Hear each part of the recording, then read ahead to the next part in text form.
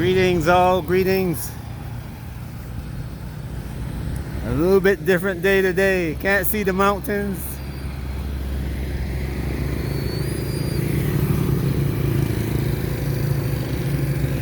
Fog, I mean, the clouds are reaching down right onto the land. Everywhere around me. Visibility is reduced. Anyway, hope you guys are having a great day wherever you are. I came across a video. It was made by a television station in Uganda. And it is about the Indians from India living in Uganda.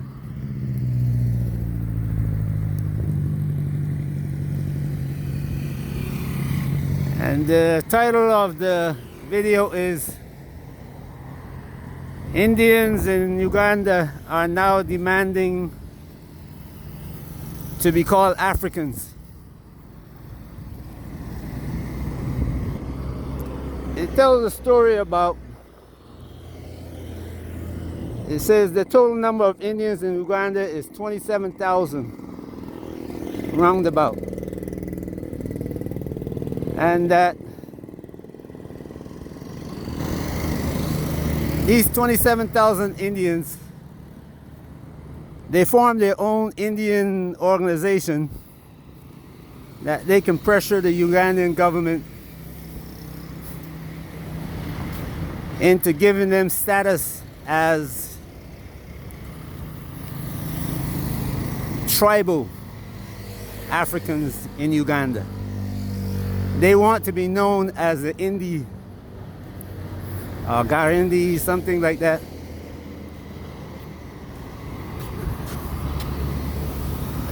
One of the tribes of Uganda. They've already bought off the Kenyan government. If you know what I mean, you can see it happening in Kenya. They sold the airport to this man from India whose family pretty much, one of the families who own India actually.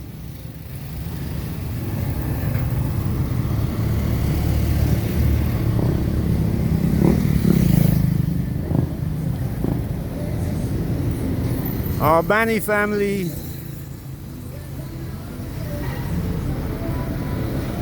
they bought up through some shenanigans the oil company of Kenya, the state-owned oil company of Kenya, and nobody knows what's going on.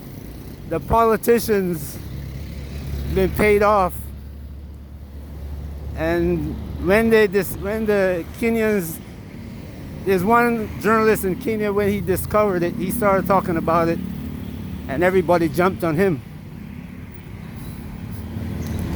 and put his life in jeopardy. Even the government and police went after him.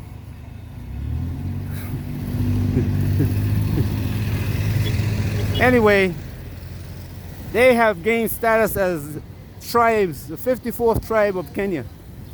So now they're moving on to Uganda.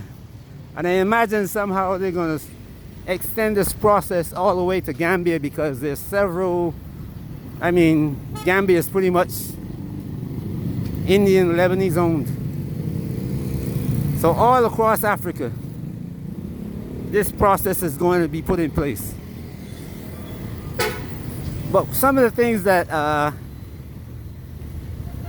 you people who are going to listen to this video should know is that of the 27,000 Indians in Uganda,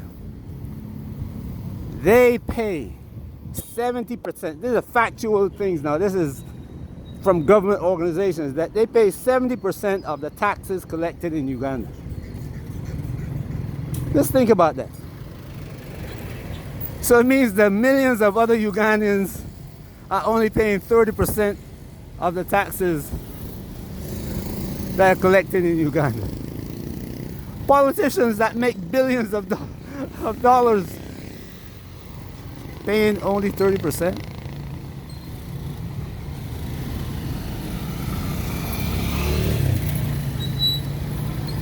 The other fact is that 50%, 55% of the gross domestic revenue, or GDP, comes from Indian companies. And now there's only 27,000 Indians in Uganda, you know.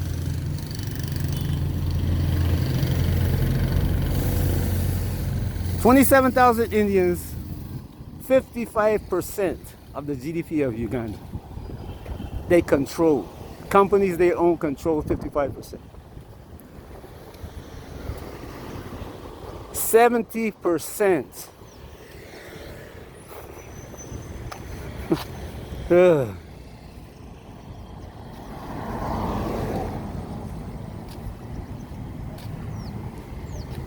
of the production of Uganda is controlled by these Indians. When the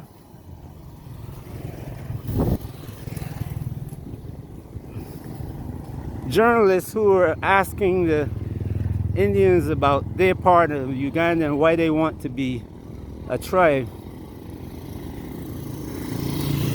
one of the Indian leaders says, we are more Indian, we are more African, we are more Ugandan than Ugandans. Listen to that. We are more of a Ugandan tribe than all the other tribes in Uganda. The funny thing is, there is silence in Uganda about this. Silence in Kenya about this.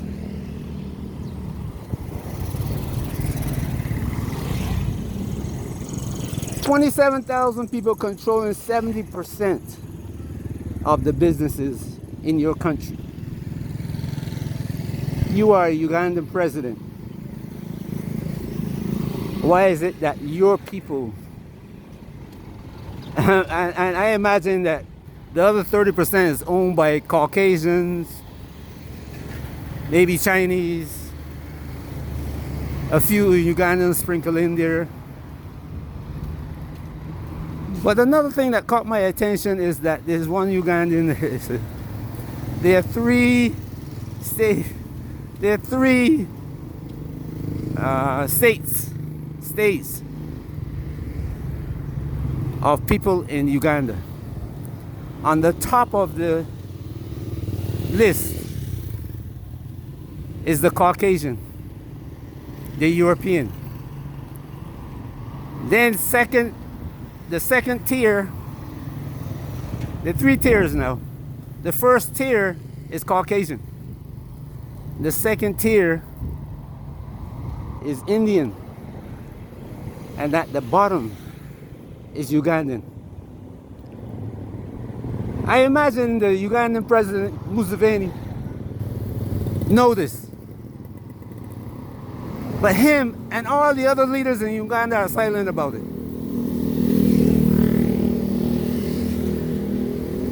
This is known throughout Africa. People look at the colonizer and they think American, European, never think Indian.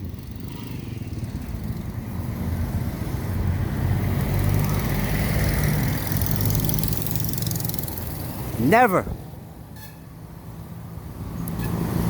But here it is that India is colonizing Africa and there's silence. Because it's paid off.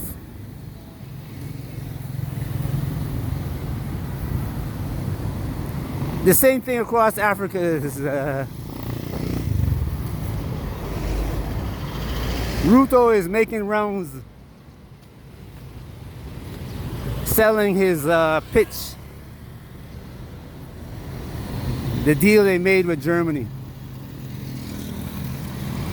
assuring his fellow Kenyans that the deal is great for them. And one of the things that he said was, right now there are $4 billion being repatriated from Kenyans abroad. But he's hoping within 3 years or 4 years, with this deal, we'll be repatriating $9 billion. When I told people that Africans are selling Africans today, they told me, no, it's not savory.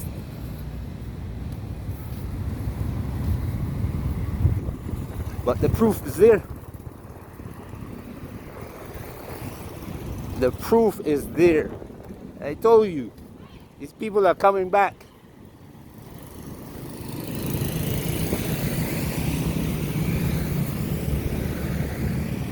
And you better prepare yourself for it. While you are saying, I'm going home to Africa, you diasporans, well, I shouldn't say you, but us diasporans are going home to Africa thinking that, shoot, we are going to a better place than we are leaving. Guess what? They're just heating up the process in Africa. The process, before, you had the British running it. Now the Indians are fighting for their place to run the system.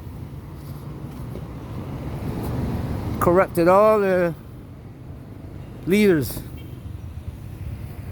Go back to South Africa and you see the farm, the president, $4 million US buried and hidden on his farm. Up to today, he's not prosecuted for it. Because Africans like to be silent about corruption, hoping that they will get their turn one day. Selling your brother.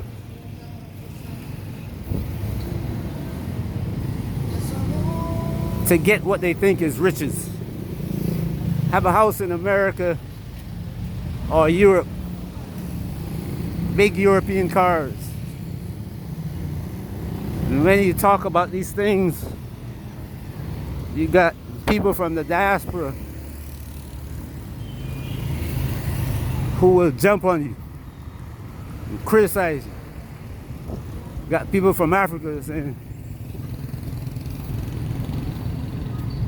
you're not African, why are you talking about these things?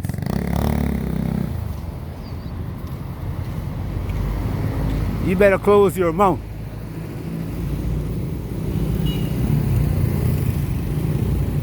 But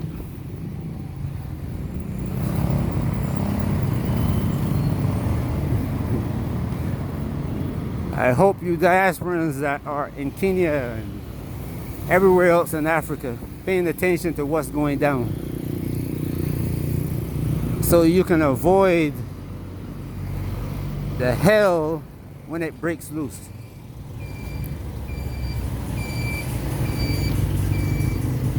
And if you think what happened in Rwanda is bad, wait. Better get prepared for what's about to happen. Have a great day wherever you are. Stay vigilant. Like I said, diversify. It's not just the Caucasian coming for you. Peace.